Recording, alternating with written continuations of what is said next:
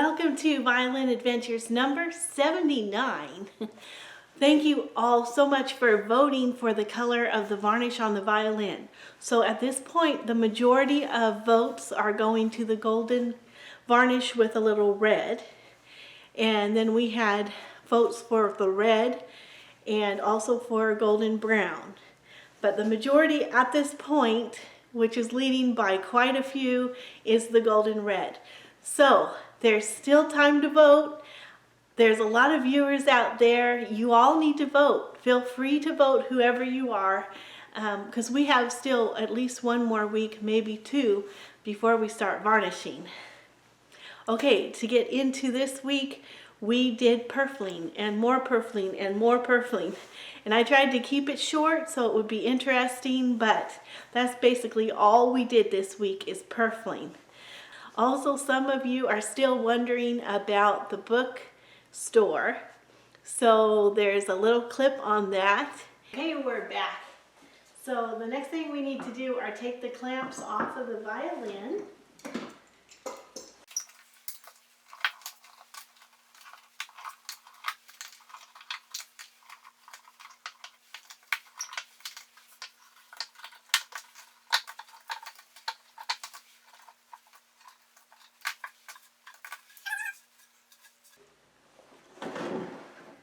So the next step I need to do now is go around to make sure the edges are perfectly smooth so that I can get prepared to inlay the purfling. And this is probably the hardest part for me in making a violin, is cutting the channel, and then the inlaying is pretty fun, but cutting the channel is the hardest. So we'll get to work.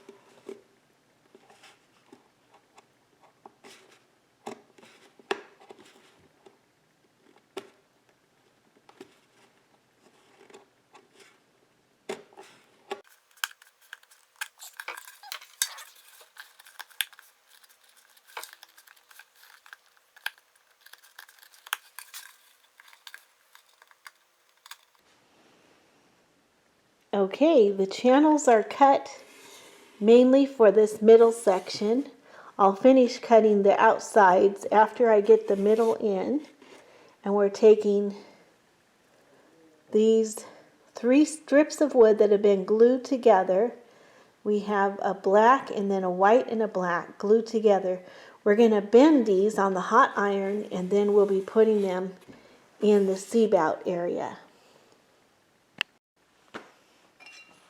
Okay, we're going to do a water test to see if the iron is ready.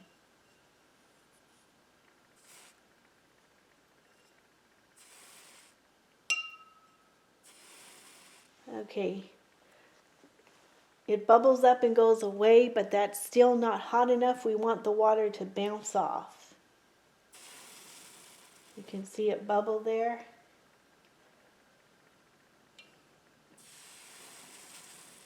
So it boils away, but it's still not hot enough, so we'll wait a little bit longer. Okay, I just went out and tuned a harp, and now I'm back, and let's check this out. There we go. We want it to turn to balls and run away. And when it gets really hot, they just fly off. But this is hot enough for now, so we're going to start with one of these little pieces. We're going to bend it the shape of the C-bout. and then we'll be on our way.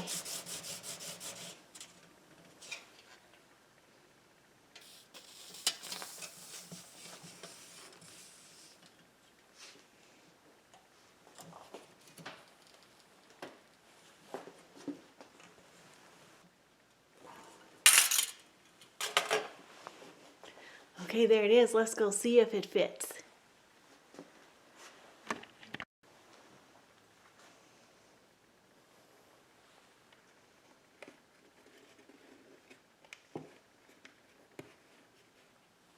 Well, look at there. That's going to be a nice fit. So I'm going to trim this down.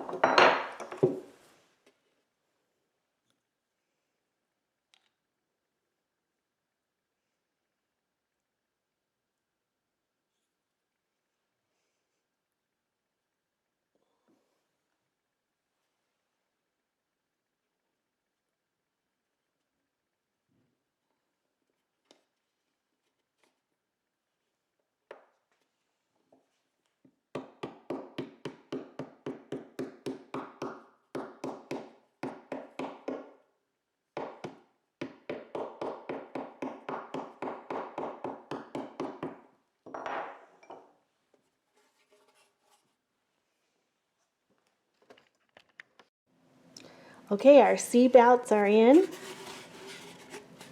on both sides. Now I'm going to go ahead and cut out the channel for the other side of the corner so that we can make our beautiful bee stings in the corners. So we need to do that next. Okay, before I finish the purfling, I'm going to cut out this side so that we can make a really nice looking bee sting.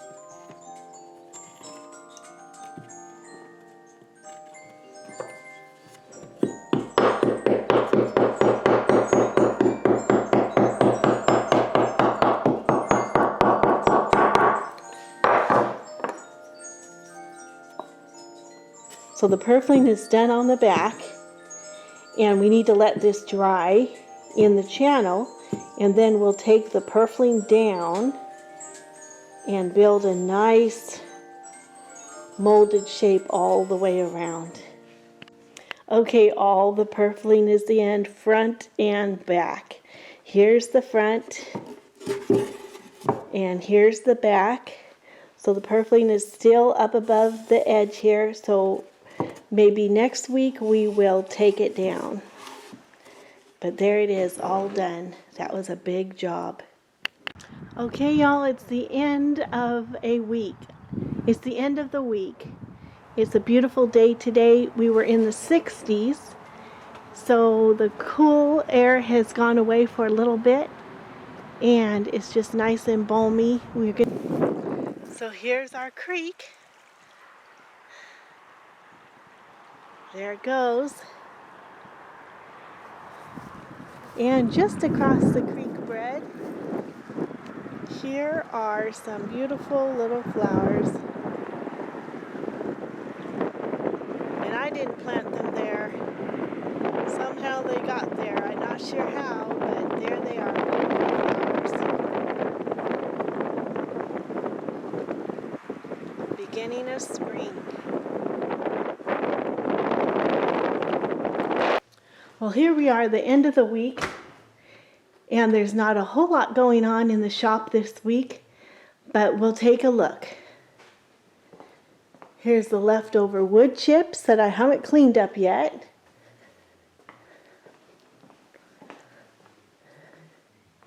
Here's a cello that just needed a little bit of work on the bridge. It needed a taller bridge with a change in temperature. Here's our purfling in the top and the back of our violin, finished. And there's the scroll. That's the next job. After I take this purfling down and get all the corners looking beautiful, then we'll put the scroll on. Well, that's it for this week. See you again next week, Lord willing. So here's the story on the Old Bookstore. I was looking for a good set of encyclopedias for my little class. My concern was that we cannot trust the internet all the time, and it may not always be there anyway. So I wanted my students to know how to do research in real books. Well, I had access to the whole second story of this bookstore. The bottom story was supposed to be new books, and the top story here was all old books, and they let me go right up and look around. And it's in a very old building just across the street from the state capitol. I did not find a set here, but I sure did enjoy the time looking through the old books.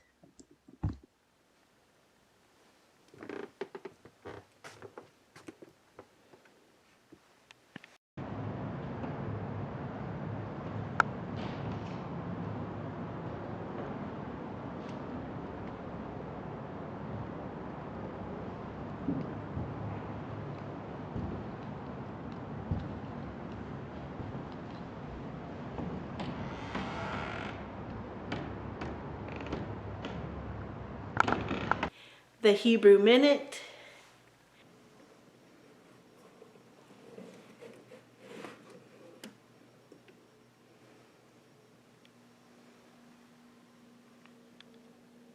Ki ani Hashem Elohecha Mahazik Yaminecha HaOmer Laka Al Tira Ani Azartika.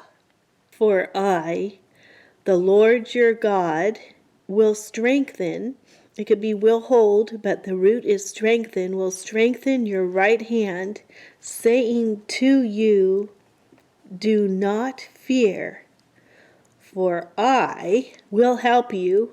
But this is in the past tense, so basically he's saying it's already done. If you know where this passage is found, put it in the comments below. Thank you all so much for watching, for your thumbs up and your wonderful comments. I really enjoy reading them. And until next time, God bless you. Bye.